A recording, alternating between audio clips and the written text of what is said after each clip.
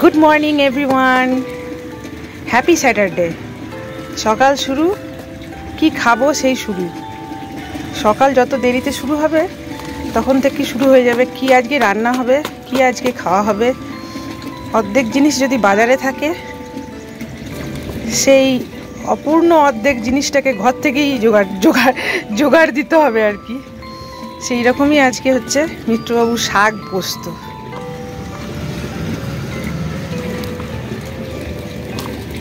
এই শাকগুলো তো একদমই গলে যাবে গো। হ্যাঁ, বেশি ভাজবে না। বেশি ভাজবো না। তুমি একদিন আমাকে একটু দেখিয়ে দিও তো কেমন করে করবো। একদিনও তো দেখাও না। বেশি ভাজবো না আবার কি, পোস্ততে আবার শাক ভাজে নাকি তাই? মানে বেশি ফোটাবে না। বেশি ফোটাবো না। বন্ধুরা সবাই শোনো, যারা যারা জানো না তারা শিখে নাও। এখনো জল খাবারের আয়োজন হয়নি। বাগদি বুড়ি চুপড়ি ভরে শাক তুলছে পুকুর ধারে এসে। বাগদি বুড়ি বলা যাবে না। আমি বলতে চাইছি যে শাকগুলো একটু বড় না হলে এই তো এক মুঠো হয়ে যাবে এটা কড়াইতে। আর একটা ওই গাছে আছে না, আধার হলো মাদার গাছের তলা, কালো হয়ে এলো দিঘির জল, হাটের থেকে সবাই এলো ফিরে, মাঠের থেকে এলো চাষির দল। মনে আছে কারু কারু? সাঁঝের তারা, তারপরে না মনে করো না সন্ধে হলো যেন। দেখছো তো, তুমি সব ভুলে গেছো চাকরি বাকরি করতে করতে। এইসব কবিতাগুলো শুনলে না সত্যি মনটা কেমন যেন হয়ে ওঠে। এটা তুলবো, জলটা ভরে এসছে। এগুলো তো খুবই ছোট গো, তাহলে এগুলোই তো অনেক হবে। বাবা আমি এখনো জল খাবো। এই তার মধ্যে একটা, এটা কি গাছ গো? শাক গাছ? না না লঙ্কা নয়, এই যে এটা শাক গাছি না, তাহলে হয়ে যাবে হয়তো। পেঁয়াজ আলু পোস্ত হওয়ার কথা হচ্ছিল, শেষকালে শাক পোস্ত হবে। আর শনিবার, আজ নিরামিষ ডে। আজকে খুব ভালো রোদ উঠেছে, সোয়েটার ফোয়েটার কাচার দিন। আজ আমার কিছু হবে না, কাল করব। ফুল অনেক কটাই হয়েছে তো। এই লাল ফুলটা কালকে দাওনি, আজকে আর একটা ফুটেছে, দেবে?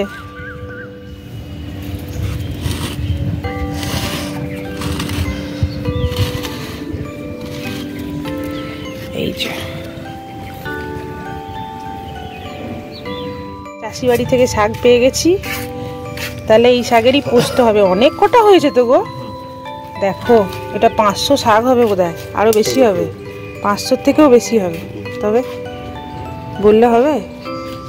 এটা কিভাবে নিয়ে যাবো গো? ও জল পড়তে পড়তে যাবে।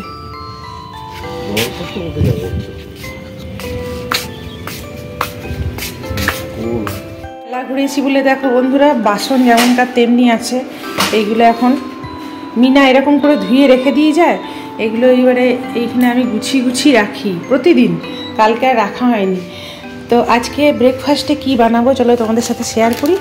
সেটা হচ্ছে সুজি লুচি। দেখো এইরকম মতো অল্প সুজি দেবো। এই সুজিটার মধ্যে আমি এখন একটু গরম জল দেবো, এতেই হবে।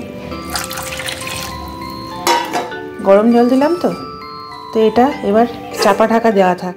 আর এই বিছানাটা দেখো, হারমোনিয়াম, এটা হচ্ছে শালিনীর মানে সংসার পুরো বিছানাটাতে সারাটা দিন এইখানে সাঁতার কাটে যাকে বলে। এই দেখো ল্যাপটপ, ফোনের চার্জার, হারমোনিয়াম, ঠিক আছে। এইখানে তানপুরাটা নেই এখন।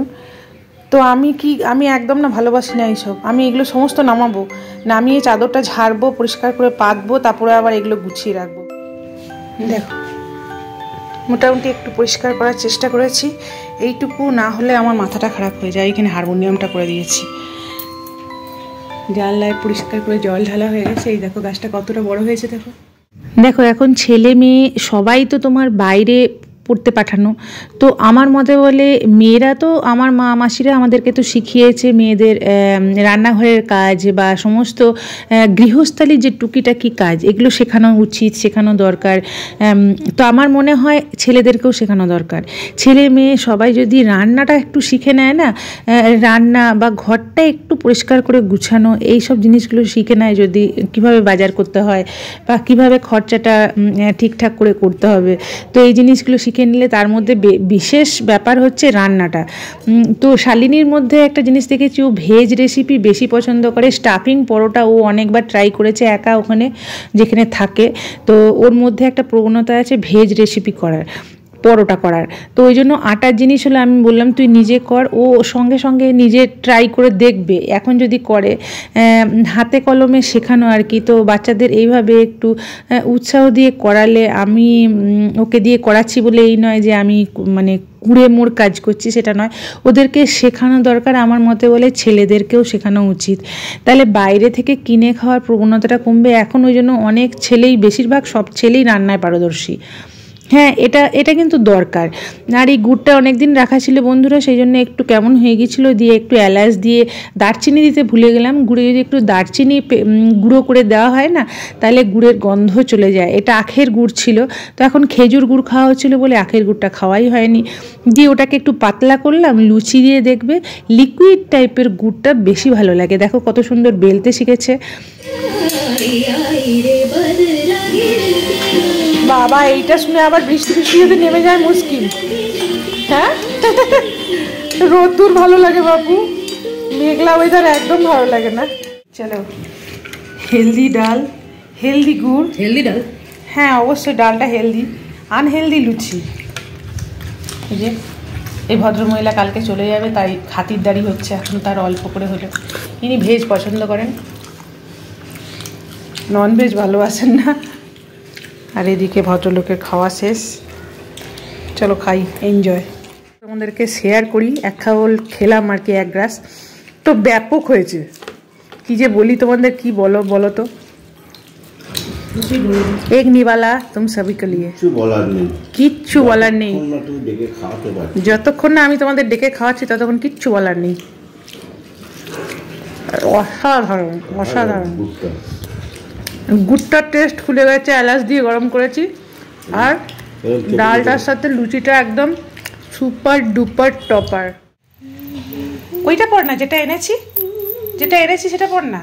আমি যেটা এনেছি টাইপটা অন্য না। এই দেখো এই পায়েরগুলো সেদিনকে কিনেছি, ওর আর আমার একটু অন্য, ডিফারেন্ট। আমার কথাটা এরকমই। হ্যাঁ, এটা কি, এটা পড়বি না? এটা তো আওয়াজ হয় না। আওয়াজ চাই, ঠিক আছে তাহলে এটা আমার জন্য রেখে দে, ওটাই পড় তাহলে। এটা আমার পায়ের থেকে তোর পায়ে তো বেশি ভালো যাবে রে, আনম্যারিডদের বেশি ভালো লাগবে। হার্ট দেওয়া রয়েছে। কই হার্ট? এই তো হার্ট ঝুলছে। হার্ট? হ্যাঁ, আমার 4 চোখ রয়েছে না, ওই জন্য হৃদয়ে পায়ে চলে এসছে। হৃদয়ে পায়ে চলে এসছে। বন্ধুরা, ভয়েস ওভার দেওয়ার সময় কখনো কখনো মনে হয় কি কথা বলি বলো তো। কালকে তো অনেক কথা বলেছি, সেই স্ক্রিপ্ট তো শেষ, আজকে কি কথা বলি, কিন্তু কোথা থেকে যে আমার কথা চলে আসে, কেন কি এগুলো স্ক্রিপ্টের বাইরে। তোমাদের সাথে অনেক বকবক করি একা একাই। সেই খানিকটা ছেলেবেলায় আয়নার সামনে দাঁড়িয়ে অনেক রকম সাজগোজ করে যেরকম মূকাভিনয় টাইপের করা হতো, খানিকটা সেই রকম। জানি না এটা কি ধরনের কোনো কলা, কি জানি না হয়তো। তো এত বকতে আমি যে পারবো আমার নিজেরই ধারণার বাইরে। তো সকাল থেকে রান্না বান্না ছাড়া আমাদের মেয়েদের জীবনে আর কি আছে বলো। তো নিরামিষ আমিষ এইসব রান্না ভাগাভাগি করে করা, একটা টাইম মা করেছে, এখন আমার হাতে সংসারে পর্ব এসেছে, আবার আমার পরে কেউ করবে হয়তো। তো আমার তো আর ছেলে নেই যে ছেলের বউ এসে করবে, জানি না আমার পরে আমার সংসারের হালটা কে ধরবে। ব্রকলি, ঠিক আছে, ব্রকলির সাথে আলু আছে, গাজর আছে, আর ক্যাপসিকাম দেবো, মটরশুঁটি দেবো, ঠিক আছে, ক্যাপসিকামটা দিতে ভুলে গেছি। আলু, গাজর, ব্রকলি, মটরশুঁটি। তো এটা আগে সবজিটা ফ্রাই করে নিই, সাদা তেলে করবো সবজিটা আমি।